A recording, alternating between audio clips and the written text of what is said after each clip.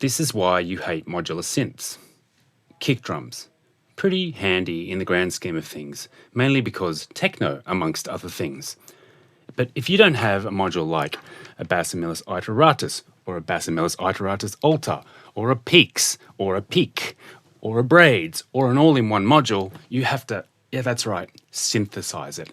And to synthesize even the most basic kick drum, we need to do something like start with a sine wave.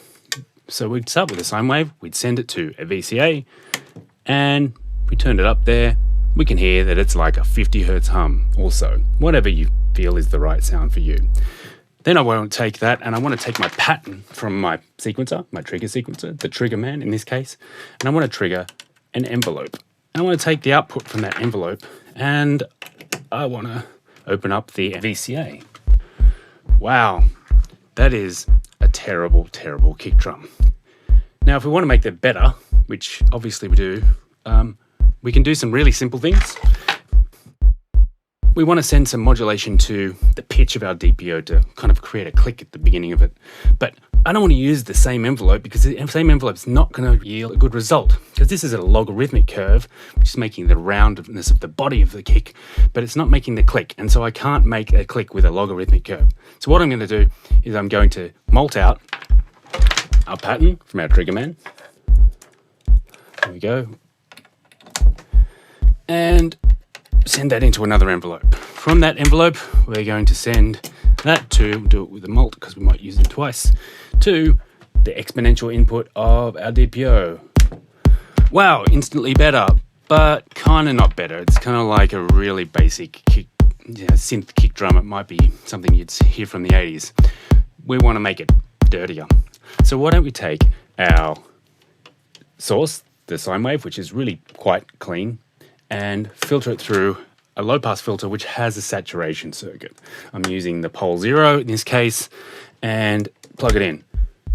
Okay, it's worse. Why is it worse? Because one, the pole 0's filter is turned down, and I haven't modulated the frequency of the pole 0. So what I'll do is I'll take the output of second math channel, and I'll put it into the FM input of the filter. And then I'll turn up the saturation to get some more of that dirt. There we go, we've got a dirty kick. Now, that took about, 6 modules or something like that to do that. That's fine, but what about if I want to vary that pattern? Well, here's another annoying thing. My trigger man has lots of outputs, but how do I make them all trigger one after the other?